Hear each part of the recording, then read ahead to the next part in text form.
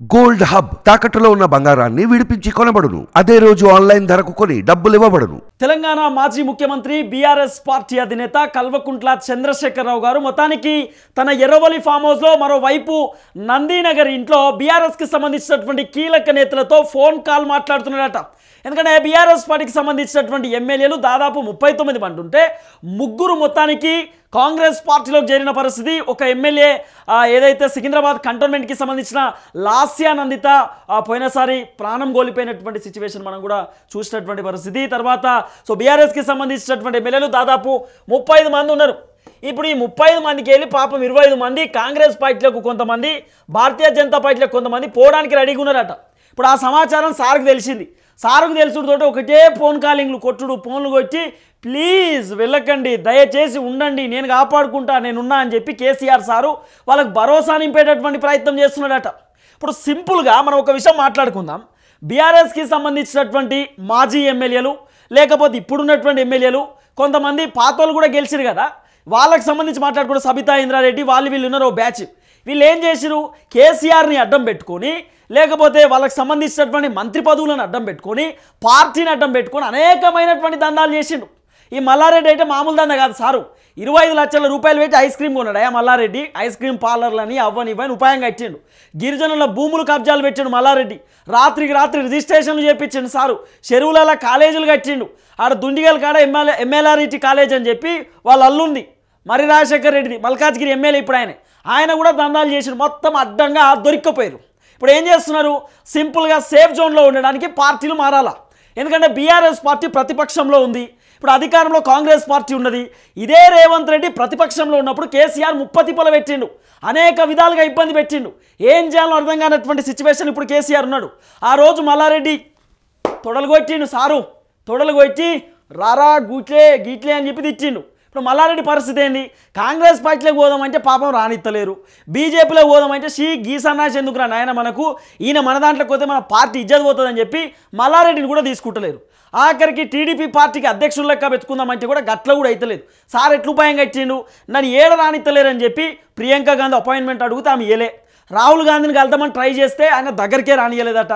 తర్వాత డీకే శివకుమార్ కర్ణాటకకి సంబంధించిన ఉప ముఖ్యమంత్రి, ఆయన పోయి కలిసి కూర్చొని శాలువ కప్పి సార్ మీకు దండం పెడతాం, రేవంత్ రెడ్డి రానిత్తలేడు సార్, ముప్పతిప్పలు పెడుతుండు, పుణ్యం ఉంటుంది, ఎట్లా అట్లా ఉపాయం కట్టుండు సార్ అని చెప్పి అట్లా ఈ విషయం కేసీఆర్కి తెలిసేసరికి సారు నందినగర్ ఇంటికి మల్లారెడ్డిని పిలిపించుకున్నాడట. పిలిపించుకొని గట్లెట్లా పోతావు, నేను ఉన్నా కదా నీకంటే. మల్లారెడ్డి బాధ ఏంది, కేసీఆర్ సారు కాపాడుకుంటాడేమో అని చెప్పి దండాలు చేసినాం.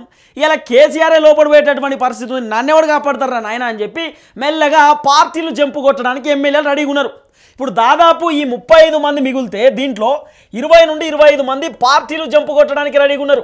అంటే కేసీఆర్ మిగిలేటటువంటి వ్యక్తులు కేవలం 10.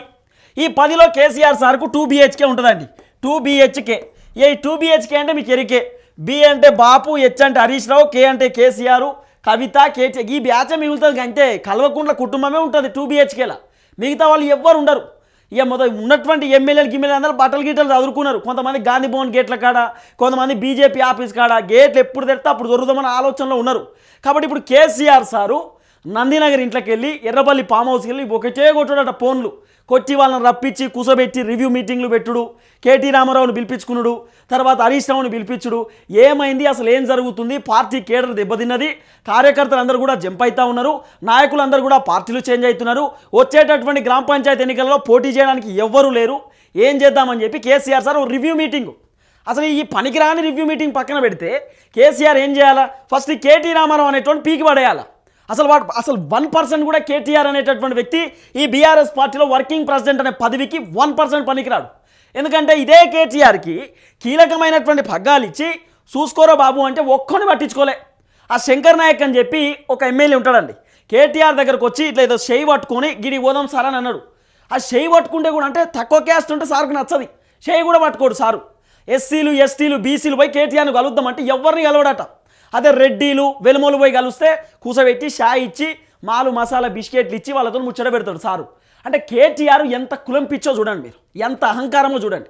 మొత్తం ఎంటైర్ బీఆర్ఎస్ పార్టీ ఖతం కావడానికి కారణమే కేటీ రామారావు. కాబట్టి ఇప్పుడు కేటీ రామారావును తీసేసేటటువంటి కార్యక్రమంలో కేసీఆర్ సార్ పడ్డాడు. ఎంటైర్ బీఆర్ఎస్కి సంబంధించినటువంటి రివ్యూ మీటింగ్లో వచ్చినటువంటి అంశం ఒకటే, కేటీఆర్ నోటు దూల, కేటీఆర్ చేసినటువంటి అహంకారం, కేటీఆర్ ఒంటెత్తి పోకడ, కేటీఆర్ ఎవరిని కలవకపోవడం, ఎవరితో మాట్లాడకపోవడమే బీఆర్ఎస్ పార్టీకి వచ్చినటువంటి పెద్ద ముప్పు. కాబట్టి ఇప్పుడు ఎట్టి పరిస్థితుల్లో ఈ కేటీఆర్ పదవి పోవాలా, కేటీఆర్ ప్లేస్లోకి వేరే వాళ్ళని తీసుకోండి. కొంతమంది అయితే హరీష్ రావుకి సంబంధించిన వర్గం చాలామంది ఇప్పుడు బీఆర్ఎస్ పార్టీలో కేటీఆర్ కంటే కేసీఆర్ కంటే ఎక్కువ ఇష్టపడే వాళ్ళు హరీష్ రావు ఉంటారు. ఎందుకంటే ఇప్పుడు హరీష్ రావుకి సంబంధించి కేవలం రంగనాయక సాగర్కి సంబంధించినటువంటి ఏదైతే ఫామ్ హౌస్ ఉన్నదో అదొక్క ఇష్యూ తప్ప హరీష్ రావు పైన పెద్దగా ఎలిగేషన్స్ ఏం లేవు. హరీష్ రావు పలాని వాళ్ళని ఇబ్బంది పెట్టిండని, ఈడ కబ్జాలు పెట్టిండని ఎలిగేషన్ లేవు. కేవలం రంగనాయక సాగర్కి సంబంధించిన ఆ ప్రాంతాలలో, చుట్టుపక్కల ప్రాంతాలలో హరీష్ రావు కబ్జాలు పెట్టిండని, ఆ ఒడ్డు మొత్తం కబ్జాలు పెట్టి ఆడ ఫామ్ హౌస్ కట్టుకున్నారనేటటువంటి ఒక్క అంశం తప్ప మిగతా అదేం లేదు. అంటే హరీష్ రావు ఒక క్లీన్ షీట్ పొలిటీషియన్ లెక్కున్నాడు. తెలంగాణ ఉద్యమకారుడు, అట్లనే కేటీఆర్ కంటే సీనియర్ లీడరు. బీఆర్ఎస్ పార్టీలో ఇటు ప్రజలైనా, పార్టీ కేడర్ అయినా, లేకపోతే కేసీఆర్కి అత్యంత సన్నిహితులైనా ఎవరిని ఎక్కువ ఇష్టపడతారంటే హరీష్ రావు అనే వ్యక్తిని ఇష్టపడే అవకాశం ఉంటుంది. కాబట్టి హరీష్ రావు స్ట్రాంగ్ ఉంటాడు, లీడర్ ఉంటే బాగుంటుంది. కేసీఆర్ తర్వాత హరీష్ రావుకు కీలకమైన పగ్గాలు ఇస్తే బాగుంటుంది అనేటటువంటి అంశాన్ని కేసీఆర్ దృష్టికి హరీష్కి సంబంధించినటువంటి వర్గం తీసుకుపోతున్నది. కానీ వీళ్ళేమంటారు, కాదు వేరే వాళ్ళకి ఇవ్వాలి. కేసీఆర్ ఆలోచన ఏంది, ఒక బీసీని, ఒక ఎస్సీ ఎస్టీని పెట్టాలనేటటువంటి ఆలోచన. ఈ రివ్యూ మీటింగ్ మొత్తం ఇంతే. ఇప్పుడు కేసీఆర్ బాధ ఏంది, ఎట్టి పరిస్థితులలో పార్టీ పటిష్టంగా ఉండాలి. పార్టీ కనుక దెబ్బతింటే ఇప్పుడు వచ్చేటటువంటి భారతీయ జనతా పార్టీ గట్టిగా కనబడుతున్నది. ఎందుకంటే పార్లమెంట్కి సంబంధించిన 17 స్థానాలలో భారతీయ జనతా పార్టీకి 8, కాంగ్రెస్ పార్టీకి 8, ఎంఐఎంకి తన స్థానం తనకు వచ్చింది. అంటే బీఆర్ఎస్కు ఒక్కటి రాలా. మళ్ళీ ఏది మనకు సంబంధించిన, అంటే తెలంగాణకు సంబంధించిన పార్టీ కాదు, మన లోకల్ పార్టీ ఏం కాదు, జాతీయ పార్టీ అని చెప్పి బీఆర్ఎస్ పెట్టింది సారు. ఈ బీఆర్ఎస్ పార్టీ పెడితే గింత పెద్ద జాతీయ పార్టీకి ఒక్క సీటు రాదా, ఒక్క సీటు. మెదక్ పైన ప్రధాన ఫోకస్ పెట్టిరు, అయినా సరే మెదక్ ఓడిపోయారు. తర్వాత ఈ పార్లమెంట్ ఎన్నికల పైన కూడా రివ్యూ మీటింగ్ పెట్టినట్ట. రివ్యూ మీటింగ్ పెడితే హరీష్ రావుకు కేటీఆర్ పెద్ద గొడవ. నువ్వు ఆడికి పోలేదంటే నువ్వు ఈడికి పోలే, నువ్వు ఈడికి పోలేదంటే నువ్వు ఆడికి పోలే. ఇదే పంచాయతీ. ఏం జరిగిందిరా బాబు, అసలు జరిగిన కార్యక్రమం ఏంటంటే, లేదు సార్ పార్టీ మొత్తం డిసిప్లిన్ లేకుండా పోయింది, మొత్తం కథమైపోయేటటువంటి దశకు వచ్చింది, ఎవ్వరు కూడా మన దగ్గర ఉండేటటువంటి అవకాశం లేదు. ఎందుకంటే ఎమ్మెల్యేలకు కూడా కొంత బాధ ఉంటుంది. ఇప్పుడు ఒకవేళ వాళ్ళ నియోజకవర్గంలో కాంగ్రెస్ పార్టీ ఇప్పుడు అధికారంలో ఉంది కాబట్టి ఏదైనా అక్కడ బడ్జెట్ రావాలన్నా, లేకపోతే ఏమైనా పథకాలు రావాలన్నా, లేకపోతే అక్కడ ఏమైనా అభివృద్ధి కార్యక్రమాలు చేయాలన్నా కూడా ఏదైనా రావాలంటే బడ్జెట్ కాంగ్రెస్ పార్టీనే ఇవ్వాలి. అంటే రాష్ట్ర ప్రభుత్వం ఇవ్వాల్సిన అవసరం ఉంటుంది. అక్కడ ఉన్నటువంటి ప్రజలు ఏం చేస్తారు, ప్రతిపక్ష పార్టీ ఎమ్మెల్యేలను గట్టిగా పిండుతూ ఉంటారు. ఏమైంది సార్ గజ్జెత్తా అన్నారు, మోరీలు ఎత్తా అని చెప్పిర్రు, బుగ్గలు పెడతా అని చెప్పిర్రు, ఏమైంది సార్ స్కూలు కట్టిస్తా అన్నారు, కాలేజీలు కట్టిస్తా అన్నారు. ప్రతిపక్షంలో ఉన్నాడు, వానికి ఎందుకు వస్తుంది? వాడు ఏం చేయాలా, సింపుల్గా అధికారంలో ఉన్నటువంటి పార్టీకి పోవాలి. గతంలో జరిగింది కూడా ఇదే. సిఎల్పిని కేసీఆర్ లట్టుకున్న విలీనం చేసుకున్నాడు. ఏం చేసిండు, కాంగ్రెస్కి సంబంధించి 2018లో 23 మంది గెలిస్తే సంతలో పశువులను కొన్నప్పుడు 12 మందిని పశువులను కొన్నట్టు కొన్నాడు. ఏదో మార్కెట్లు ఉంటాయి కదా, అట్లా కొన్నాడు సారు. ఏం చేసిండు, సింపుల్గా సిఎల్పిని విలీనం చేసుకున్నాడండి. విలీనం చేసుకొని అసలు ప్రతిపక్షమే లేకుండా చేద్దామనే ఒక ఆలోచనలో ఉంటుండే. అప్పుడు ఏం చేసింది, కాంగ్రెస్ వాళ్ళు కూడా కొంత ఆలోచన చేశారు, అరే ఇంత దుర్మార్గుడా కేసీఆర్ అని చెప్పి. ఇప్పుడు ఏముంది, సేమ్ కేసీఆర్కి ఏదైతే ఆయన చేసిన ఉపాయాలు ఉన్నాయో ఇప్పుడు అపాయాలు అయిపోయినాయి, అంతే, వేరే ఆప్షన్ ఏం లేదు. ఇప్పుడు ఈక్వల్ అండ్ ఆపోజిట్ రియాక్షన్ అంటారు కదా, కేసీఆర్ చేసినటువంటి తప్పే ఈరోజు తనకు తప్పు అయిపోయింది.